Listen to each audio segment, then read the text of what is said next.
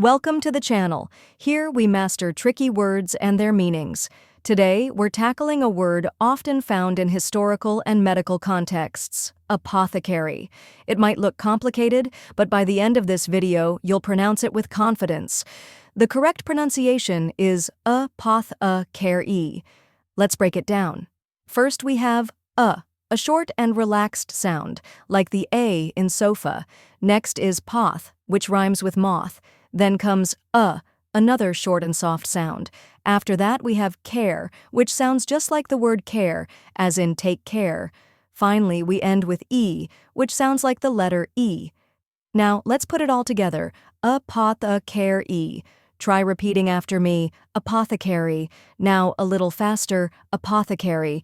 And at full speed: apothecary. Keep practicing, and soon this word will feel natural to you. Now that you've mastered the pronunciation, let's go over the meaning.